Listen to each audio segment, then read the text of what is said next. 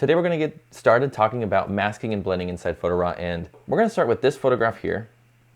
And inside Photo Raw, it has a raw processor, so it allows you to modify all of the raw processing capabilities inside of your photographs, like your exposure, your contrast, all of those different modifiers you can adjust really quickly with the raw processing engine.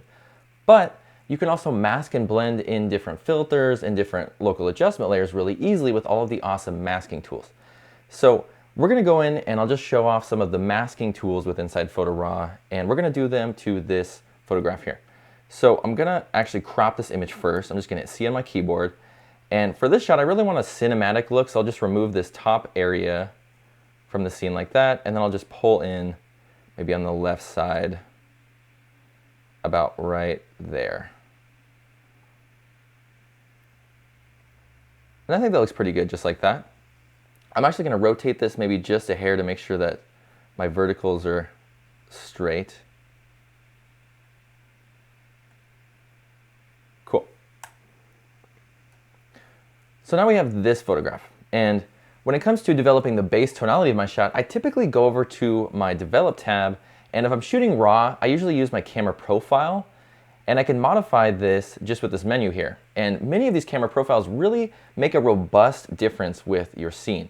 I typically go down to ON1 neutral if I have an underexposed image like this, so I'll just click ON1 neutral, and it does an awesome job of just bringing out some of those darker tones within my shot and kind of neutralizing the scene a bit. So now I don't have to do too much inside of my Develop tab. I could head over to my AI Auto, but that's a little bit too intense for me. So I'm just going to go back to Manual, and all I'm going to do is I'm going to go down to my shadow tones, and I'm going to pull these up a little bit. I'll pull up on my midtones a hair, and then I'll add in a little bit of contrast. Just like that.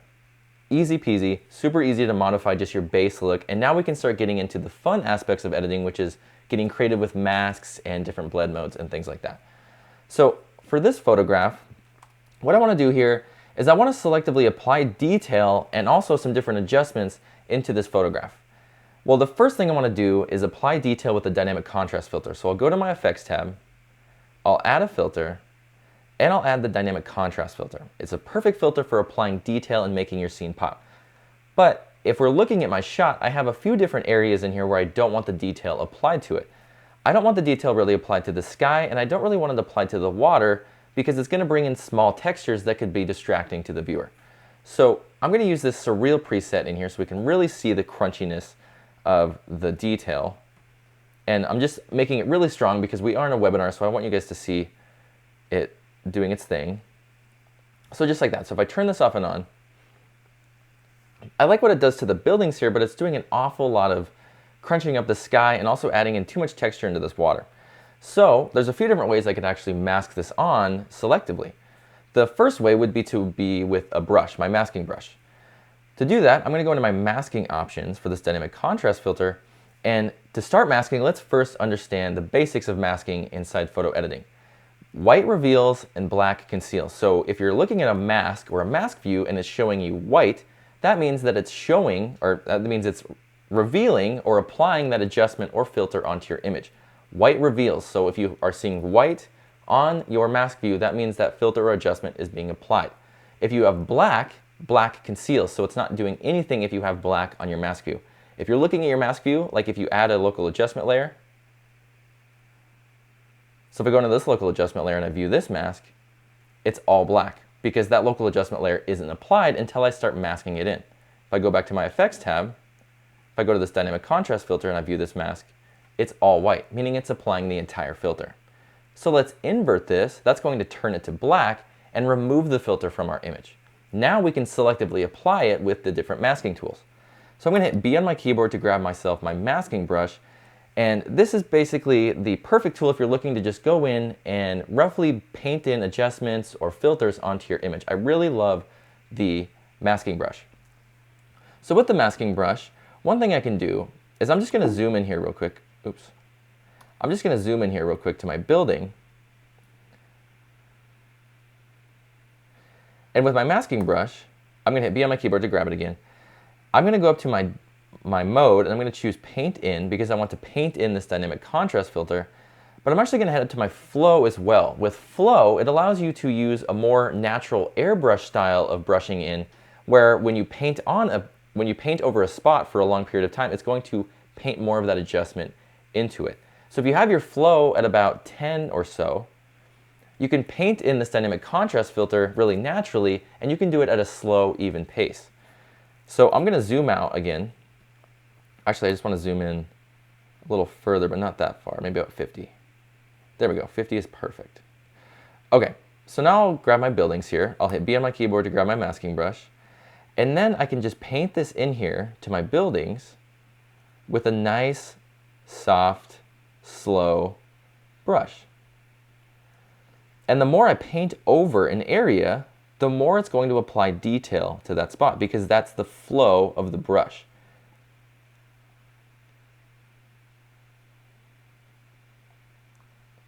So I can just sit here and paint a little bit more on all of the areas that I want to have detail.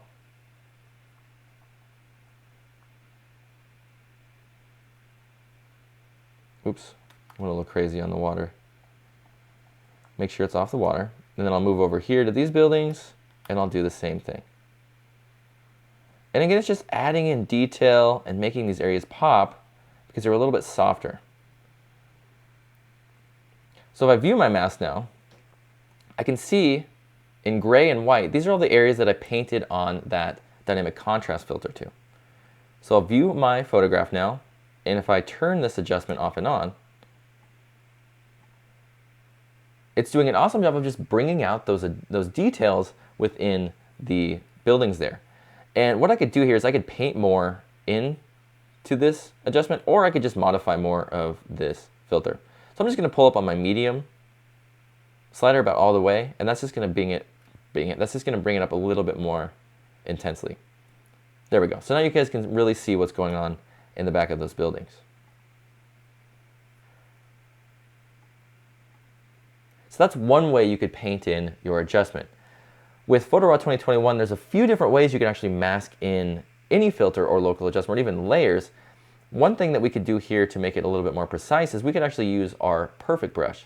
So with the perfect brush, it allows you to pinpoint specific tones within your scene and brush your adjustment onto them. So I'm going to hit B on my keyboard. Oh, I'll add that dynamic contrast filter again. And let's just turn these up quite a bit. Just like that. We'll invert that mask again. I'll hit B on my keyboard. Then I'm going to turn on my perfect brush. My perfect brush up here, this is going to allow me to, it's going to allow me to go into whatever tonality that I'm painting onto and make sure that the brush only applies it to that tone. So if I zoom in here,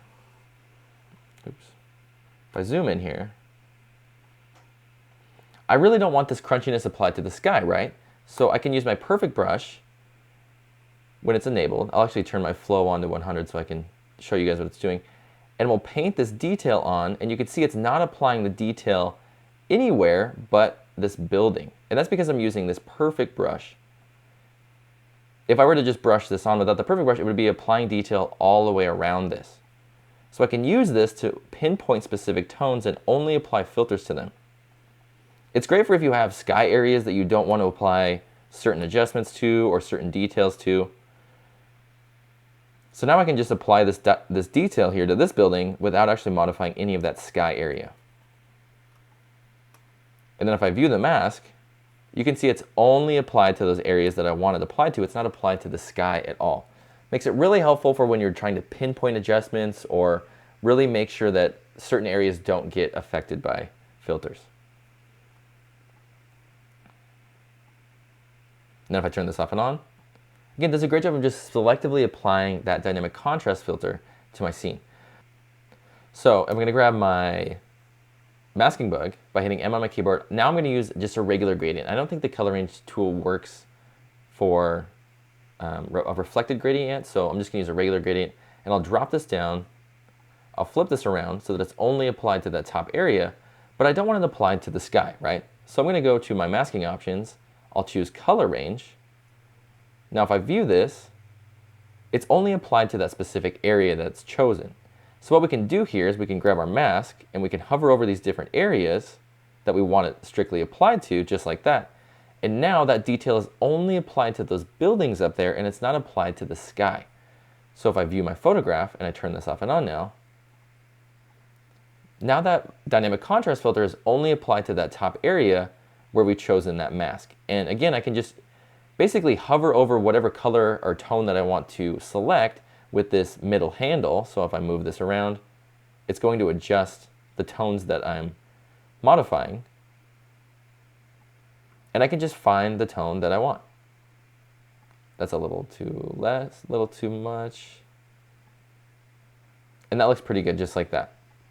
So really handy way to pinpoint specific areas on your shot and apply detail to them. And just like that, we have those buildings really popping out. And again, this is really intense because it's through zoom, but we can always pull back on the opacity of that filter and make sure it's blended naturally. One thing we could do with these color range masks is we can actually apply them as many times as we want. So I'm going to use my local adjustments here, and I'm going to bring in a little bit of light to my foreground area. So I'm going to go down here to my shadow tones, and I'm going to increase my shadow tones a little bit. Then I'll just add in a little bit of contrast, and I'll add in some true white, or just whites basically. Then I'll hold down Shift and hit K on my keyboard. I'm going to drop this down, and that's going to apply a gradient mask to the bottom area of my scene. So if I go into my masking options and I view this, it's basically creating a gradient for my adjustment here so that it's blended naturally. So if I turn this off and on now, it's doing an awesome job of just bringing in a little bit of light to my foreground. Well, I want a little bit more contrast. I'm going to pull up on the contrast a hair, and I'll pull back on the shadows. And what I'm going to do here is add in a little bit of warmth.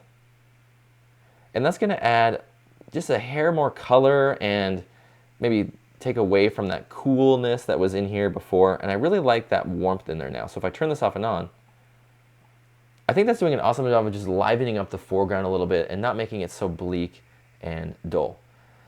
Now what I want to do is I'm going to apply a filter selectively to the areas that I've been trying to avoid, which is my sky and some of the water. So I'm going to go into my effects tab, I'll add a filter, and I'm going to add the glow filter. So let's use lighter. It's one of my favorite presets for adding in a little bit of glow and softness to areas. So if I turn this off and on here, it basically just removes a lot of the, well, actually let's use a different filter. Let's use this just a curves filter. I'm just going to use a curves filter, and what I want to do here is basically bring in a little bit of detail to the sky. And that glow filter was just kind of removing all the detail. So let's use a curves filter here, just like that.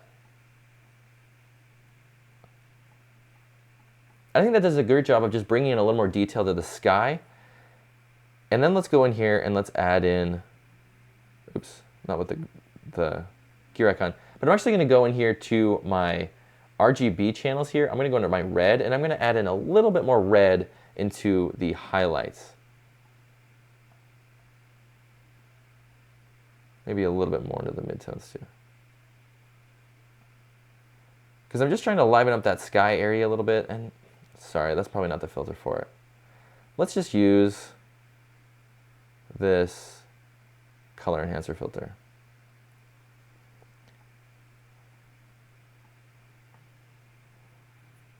No, what am I thinking? I dog on it all the time, but I'm going to use the tone enhancer filter. So basically I'm just adding in contrast, I'm pulling back on the exposure, there we go, that's what I want. I wanted that detail in this sky area. And we don't need too much of it, I just want to make it a bit extreme so you guys can see. So I think the tone enhancer is doing a good job of doing that. So let's use that, I'm going to pull back on this detail because I don't want any detail in the sky, just like that. Okay, perfect. So now I only want this applied to my sky. It's basically like a glow grunge filter. Right there, this tone enhancer filter that I've created. It's darkening things, but it's also adding in a little bit of glow and softness to my sky. So I'm going to use M on my keyboard again. I'm going to drop this down. I'm going to hover this over here, like that. I'll flip this around, right? So now, if I view this this tone enhancer is applied basically all the way across the top area of my shot. So what I can do here is I'll use my color range, I'll enable that, and now it's only applied to that top area in my sky. And I can just increase the color range. Oop, maybe not that much. About like that. So if I view this now, I can turn this off and on. And it's dimming that area up there on the top. And it's doing a little bit too much over there to the left side, so let's just view this. I'll move my dropper right there. There we go. And then I'll just pull back on the color range a bit. Perfect. So now if I view this, it's adding in some nice detail into that sky area like that. And again, just by using that color range gradient, which you can also modify, again, just by moving this handle around, and it will choose that color for you. Super quick and intuitive way for modifying the top area of your shot. Okay, so luminosity masking is basically taking the brighter areas of your photograph, the brighter and darker areas of your photograph, and creating masks around them. So I'm just going to reset this tone enhancer, and actually this dynamic contrast. So let's use the dynamic contrast filter as an example. So I'm going to add a filter. I'm going to add dynamic contrast. I'll use surreal just so we can really see what's going on again. And I'm going to view my mask. It's all white, right? White reveals and black conceals. So let's click lumen. When I choose lumen, that's going to apply this to the brighter areas immediately. Whenever you choose lumen, it's automatically favoring the brighter areas in your shot. And what were the brighter areas in this photograph? It was the sky area and these areas on the water and then these lights. So you can see that white reveals and black conceals, and white is revealing this dynamic contrast filter strictly into those sky areas right there, or the brighter areas within our scene. So what I do in these situations where I want to apply to the darker is I'll just choose invert.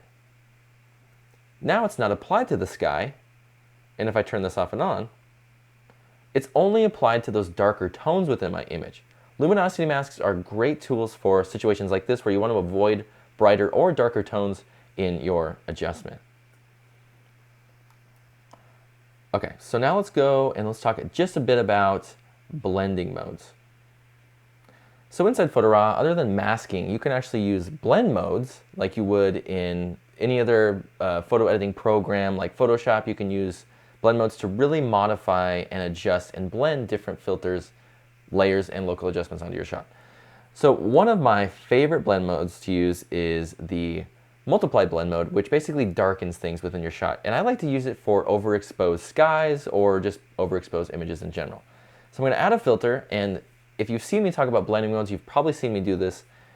I love using the curves filter with my blend modes because and when I add the curves filters, it doesn't do anything right off the bat. The curves filter, by default, doesn't apply a look to your shot unless you modify the tone curve. So what we can do here is we can use different blend modes and see what they do, basically. With my gear icon, I can go into my gear icon here, and it's going to show me all of my blending options. Now I can choose this menu here, and I have all of these different blend modes I can use for this filter. Now there's probably 4 or 5 that I would recommend getting familiar with right off the bat. Those are screen, overlay, multiply, soft light. So screen, overlay, multiply, and we'll just say luminosity. So basically screen is going to go in and brighten things up. When you add a screen blend mode, if I go down to screen, it's brightening things up. Screen will brighten. If I go to multiply, it darkens. Multiply will darken things within your image. If I go to overlay, it's going to blend it in and add in contrast. Overlay applies contrast. If I go down to luminosity mode, this is going to tell whatever adjustment to only apply this adjustment to the tonalities within my shot and not modify the color at all.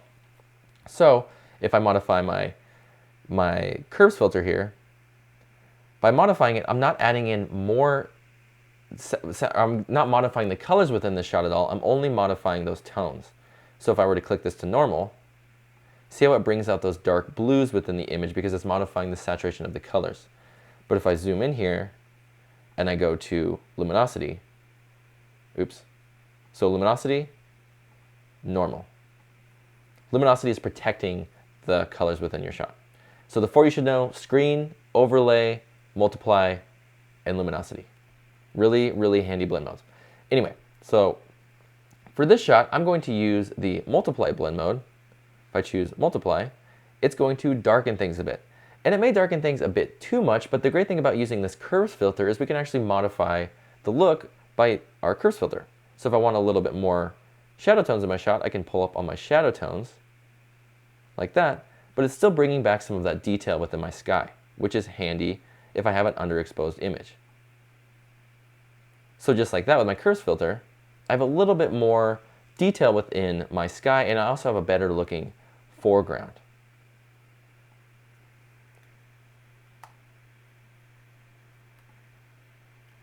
And another powerful blend mode that I would recommend using, we've talked about it a little bit, is the screen blend mode. And I like to use it for underexposed images. So multiply would be great for overexposed photographs, whereas the screen blend mode is great for underexposed images. So this shot, I'm going to add a filter, and I'll add the curves filter. But I'm going to go to my gear icon and watch as I choose screen. So I'm just going to go down to screen. Boom, just like that. Didn't do anything to the shot other than add that blend mode, and already it's much better exposed. And again, we can always go to our curves down here, and we can add in maybe a little bit of contrast down there just to make sure, but then we can pull up on our shadow tones a bit. Oops, pull up on our shadow tones a bit, and make for a much more exposed photograph. Add in a little contrast. And just with our curves filter, we've done a whole lot to this image.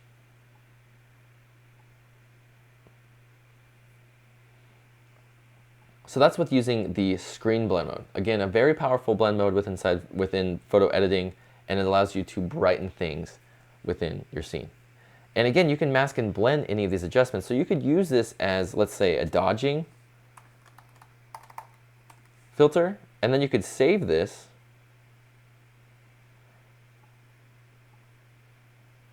If I hide this, you could save this as a preset later, and then you could use this as a filter for dodging on your images. So basically, I can use this now. I'll just invert this.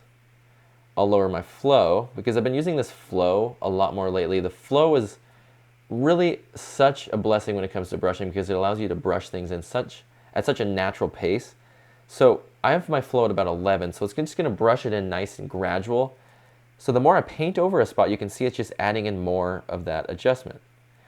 And I can just continue to do this on my photograph, and it's going to blend the adjustment or whatever filter I'm applying really naturally and make it look nice and soft on the shot, rather than just applying the entire thing right out of the gate.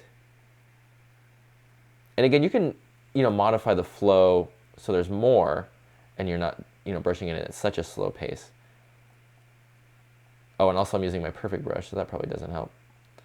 There we go. But you can see just by brushing on, it's adding in a lot of detail and pulling out a lot of those darker tones within the shot, which is really what we want to do when we're dodging and burning. Just like that. So now I've done a whole lot into my foreground element. I can selectively apply my background. I can selectively edit my background. I can selectively edit my foreground more. Really some powerful tools inside PhotoRaw 2021 for modifying and selectively editing your images.